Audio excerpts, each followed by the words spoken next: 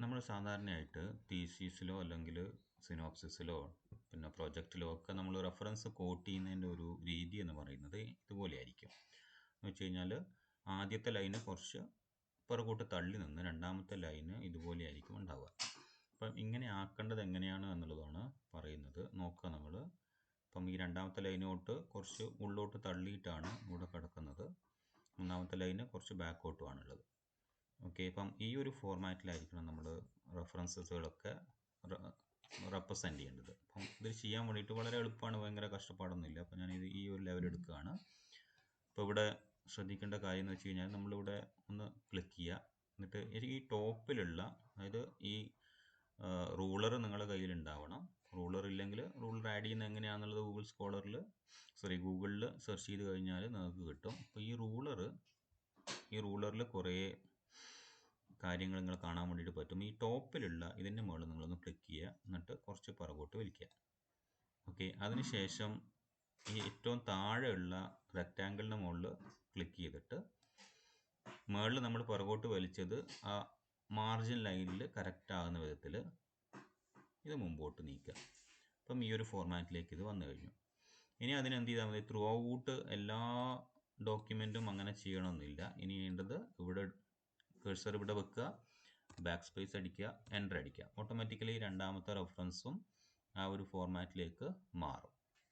അപ്പോൾ through out എല്ലാം back space അടിച്ച് എൻ്റർ അടിച്ചിട്ട് പോയാൽ മതി. അപ്പം ഓട്ടോമാറ്റിക്കലി നമുക്കത് ആ ഒരു ഫോർമാറ്റിലേക്ക് മാറും. എല്ലാം റൂളർ വെച്ചിട്ട് നമ്മൾ സെറ്റ് ചെയ്യണമെന്ന് നിർബന്ധമില്ല. അപ്പം ഈ ഒരു ലെവലിൽ അറേഞ്ച് ചെയ്യുക. അതിന് ശേഷം നമുക്ക് സീരിയൽ നമ്പർ ആഡ് ചെയ്യണമെങ്കിൽ ആഡ് ചെയ്യാം, സീരിയൽ നമ്പർ ആഡ് ചെയ്യണമെങ്കിൽ ആഡ് ചെയ്യേണ്ട കാര്യമില്ല. ഡിപ്പെൻസ്, അത് നിങ്ങളെ ഇഷ്ടം പോലെയാണ്, നിങ്ങളെ ഗൈഡിൻ്റെ ഇഷ്ടം പോലെയാണ് അത് ചെയ്യേണ്ടത്. പിന്നെ റെഫറൻസിൻ്റെ ലിസ്റ്റിൽ സീരിയൽ നമ്പർ ഇടേണ്ടുന്ന സിഗ്നിഫിക്കൻസ് എന്ന് പറയുമ്പോൾ, നിങ്ങൾ സീരിയൽ നമ്പർ ആണ് ടെക്സ്റ്റിൽ കോട്ട് ചെയ്യുന്നെങ്കിലാണ് നമ്മൾ സാധാരണ ഇവിടെ സീരിയൽ നമ്പർ ഇടുക. ഇല്ലെങ്കിൽ ഇവിടെ സീരിയൽ നമ്പർ ഇടണമെന്ന് യാതൊരു നിർബന്ധവും ഇല്ല. നിങ്ങൾ ആൽഫബറ്റിക്കൽ ഓർഡറിൽ ഇത് അറേഞ്ച് ചെയ്താലും മാത്രം മതി. ഓക്കെ, അപ്പോൾ എപ്പോഴും ഇത് ആൽഫബറ്റിക്കൽ ഓർഡറിലായിരിക്കണം അറേഞ്ച് ചെയ്തിരിക്കേണ്ടത്. ഈ ഒരു ഫോർമാറ്റിലായിരിക്കണം ഇത് കോട്ട് ചെയ്യപ്പെടേണ്ടത്. ഇത് കൃത്യമായിട്ട് മനസ്സിലാക്കി വെക്കുക. എങ്ങനെയാണ് ചെയ്യേണ്ടത് എന്ന് ഞാൻ കൃത്യമായിട്ട് പറഞ്ഞു. അപ്പോൾ ആൽഫബറ്റിക്കൽ ഓർഡറിൽ അറേഞ്ച് ചെയ്യാൻ വേണ്ടിയിട്ട് വളരെ എളുപ്പമാണ്. നിങ്ങൾ കൺട്രോൾ, അതായത് ആ document complete, reference list complete select ചെയ്യുക.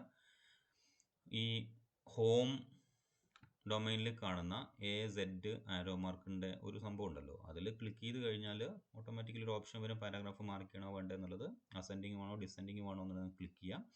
അപ്പോൾ അത് അസെൻഡിങ് ആയിരിക്കുമല്ലോ, A to Z ആണ് നമ്മൾ അറേഞ്ച് ചെയ്യുക. അപ്പോൾ അസെൻഡിങ് ആയിരിക്കും. പാരാഗ്രാഫ് കൃത്യമായിട്ട് മാർക്ക് ചെയ്യണം എന്ന് പറയുക, ഓക്കെ അടിക്കുക. കൃത്യമായിട്ടത് ആൽഫബറ്റിക്കൽ ഓർഡറിൽ, ഇത് ഓൾറെഡി ആൽഫബറ്റിക്കൽ ഓർഡറിൽ ആയതുകൊണ്ടാണ് ചേഞ്ചസ് ഒന്നും കാണാത്തത്. പക്ഷേ ആൽഫബറ്റിക്കൽ ഓർഡറിൽ അല്ലെങ്കിൽ ഓട്ടോമാറ്റിക്കലി അത് ആൽഫബറ്റിക്കൽ ഓർഡറിലേക്ക് ആ ക്ലിക്ക് തന്നെ മാറിക്കൊള്ളും. അപ്പം റെഫറൻസ് ലിസ്റ്റിൽ നേരത്തെ പറഞ്ഞതിനപ്പുറത്തേക്ക് ചെയ്യേണ്ടത് ഇതാണ്. ഫോർമാറ്റിംഗ് ഇങ്ങനെയായിരിക്കണം. സീരിയൽ നമ്പർ നിർബന്ധമില്ല. സീരിയൽ നമ്പർ നിർബന്ധമാവുന്നത് ടെക്സ്റ്റിൽ സീരിയൽ നമ്പർ കോട്ട് ചെയ്യുമ്പോഴാണ്. അപ്പം അഡിക്കോയ അറ്റോൾ 2020 എന്ന് ടെക്സ്റ്റിൽ കോട്ട് ചെയ്യുന്നതിന് പകരം 1 എന്ന സീരിയൽ നമ്പറാണ് ബ്രാക്കറ്റിൽ കോട്ട് ചെയ്യുന്നതെങ്കിലാണ് നമുക്ക് ഈ സീരിയൽ നമ്പർ അത്യാവശ്യമായിട്ട് വരുന്നത്. ഓക്കെ, അപ്പം സീരിയൽ നമ്പർ കോട്ട് ചെയ്യുന്നതാണെങ്കിൽ വേറൊരു രീതിയുണ്ട്. നമ്മൾ ആദ്യം കോട്ട് ചെയ്ത റെഫറൻസ് ആയിരിക്കും ഇവിടെ ആദ്യത്തെ റെഫറൻസ് ആയിട്ട് വരുന്നത്, ആൽഫബറ്റിക്കൽ ഓർഡറിലായിരിക്കില്ല. അങ്ങനെയുണ്ട്. അപ്പം നമ്മൾ നോർമലി ഉള്ള ഒരു ഫോർമാറ്റിംഗ് എന്ന് പറയുന്നത് നമ്മൾ എറ്റോൾ വെച്ച് കോട്ട് ചെയ്യുന്നതാണ്. സീരിയൽ നമ്പർ ചില ജേണൽസുകളിൽ മാത്രം കാണുന്ന ഒരു കോട്ടിംഗ് ഫോർമാറ്റാണ്.